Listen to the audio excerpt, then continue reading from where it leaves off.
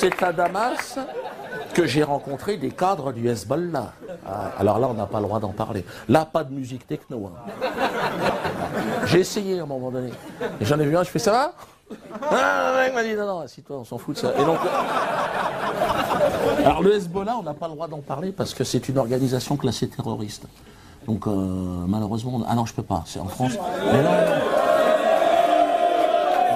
ils ont été classés terroristes.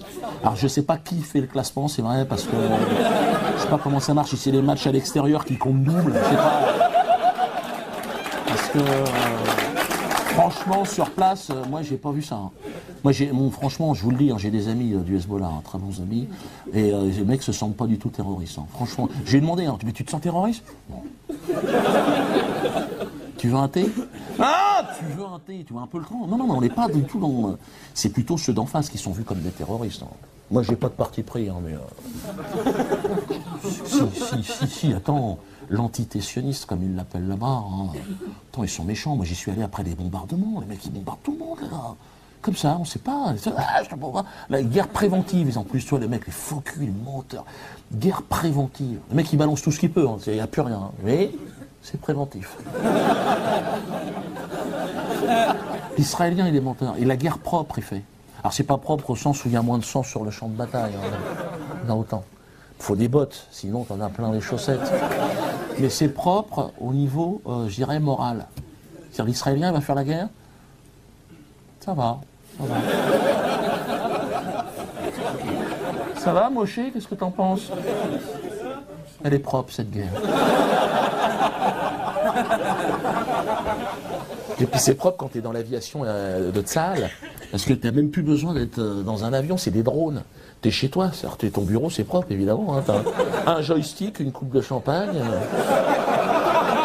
Une seconde, Rachel, je suis au-dessus de Gaza, chérie. Mais oui, je balance du phosphore blanc. Ramène-moi des pistaches.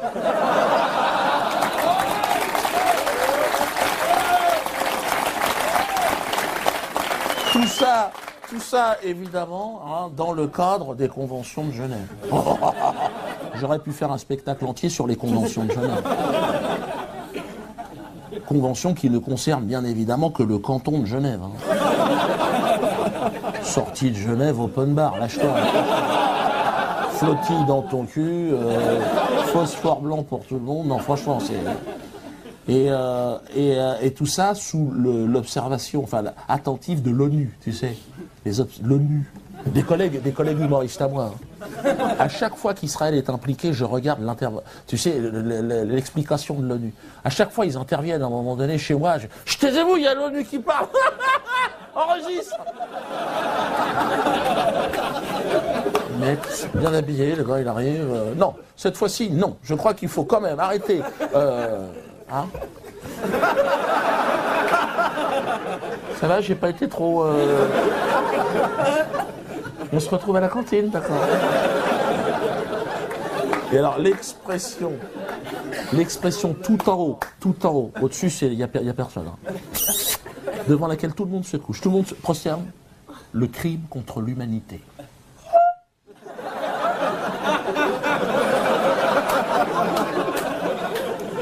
C'est une expression qui est née en 1946 à Nuremberg. Avant, il n'y avait pas eu de crime contre l'humanité. Non, c'est pas rétroactif comme concept. Hein. Non. Les Indiens d'Amérique, non, ben non. De la délinquance. Excuse-moi, oui, je sais, mais... Hein, l'esclavage des Noirs, pareil. Des risques interethniques. De la bagarre.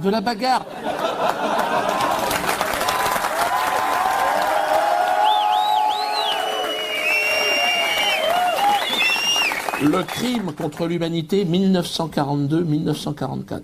Oui, jackpot. Alors, je sais, certains vont me dire, Dieudonné, attention, est-ce que ce genre de discours devant un public pas averti, est-ce que ça n'est pas incité à la haine, antisémite? Non, je ne suis pas antisémite, que les choses soient claires. Hein, bon, toi, ça te fait marrer. Non, je suis pas antisémite. Déjà, j'ai pas le temps. Et c'est ce que je disais. C'est ce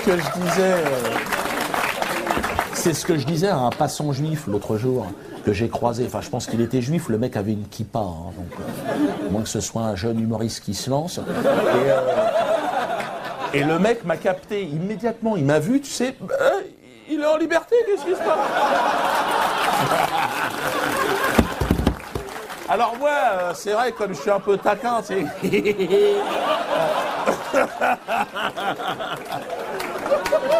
Le mec était terrorisé, tu dis, non, non, calme-toi. Je vais pas te déporter. Calme-toi. Tu sais, j'avais rendez-vous dans un quart d'heure, j'ai pas le temps de faire grand-chose. Détends-toi. Puis je me suis dit, Diodo, essaye de le calmer. Tu le connais même pas, le mec. Il te connaît pas, tout de suite, il a peur, le gars. Antisémite! Je suis pas tombé sur un créatif, le mec, il balance son truc. Je lui dis, fais un effort. Je dis, d'accord, si tu veux, si t'as besoin, il n'y a que des antisémites, des méchants tout autour. Calme-toi. Et là, il me fait, t'as pas honte? Écoute, je fais un pas vers toi, fais un pas vers moi. Je dis, putain, honte de quoi? De ma race? Hein, ta mère la pute, de quoi tu parles? J'ai pas dit ta mère la pute, j'ai pas dit. Je l'ai gardé pour moi. Je dis d'accord, j'ai honte alors, j'ai honte. Quelle honte, putain, j'ai honte. Là, il m'a dit, ouais, mais t'en fais trop, tu te fous de ma gueule. Bah, j'ai dit, évidemment que je me fous de ta gueule. Tu me laisses pas le choix, réfléchis. Honte de quoi? Puis là, il était parti. Là. Alors, perdu pour perdu, je me suis dit, je vais le pousser dans ses retranchements. Je suis taquin, le mec, il veut jouer au con, il est quand même tombé sur une 5e dan. Agimé.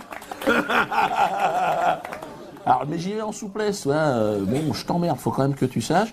Et bon, mais tu vois, je le mets à feu doux, le mec. Ouais. Bon, dès que j'arrive à ébullition, automatiquement, je mets les pattes. Donc, alors je le laisse partir, tu sais, il commence à sortir, bon, les fondamentaux, hein. Ouais, non, ma grand-mère, tu sais, sa grand-mère dans les camps de concentration, tu sais, en pyjama avec les numéros sur les poignets. Donc là, je me dis, c'est le moment de porter les stockades. Tu te décales, tu piques, tu comprends? Le mec, je lui dis, il faut que je te dise, ta grand-mère, j'en ai rien à foutre, on va commencer. Et je vais même te dire, je lui pisse à l'arrière.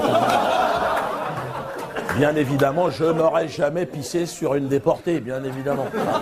J'étais pas né. Et donc... Mais je lui dis, qu'est-ce que tu m'emmerdes avec ta grand-mère? Est-ce que je te fais chier avec ma grand-mère, moi, qui est morte grillée sous le napalm de l'armée française au moment de l'occupation du Cameroun? Et là, le mec, il fait, quoi? Je te parle de ma grand-mère? Tu me sors le livre de la jungle?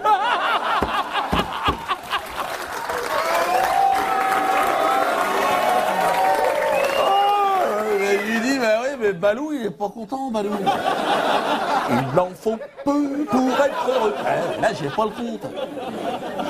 Là, le mec, il était, je te jure, il cherchait de l'oxygène. Il était là, il cherchait un regard complice, ouais. Et pas de chance pour lui, il tombe sur un mec qui m'avait reconnu, un touriste algérien en vacances à Paris. Il n'aurait pu mieux tomber, le mec. Le mec m'a reconnu, pensant que je discutais avec un copain. Il arrive, il tend son appareil, il dit « Tu peux nous prendre en photo ?» L'autre, jamais, les antisémites. Bon, là, on était partis, on jouait en double.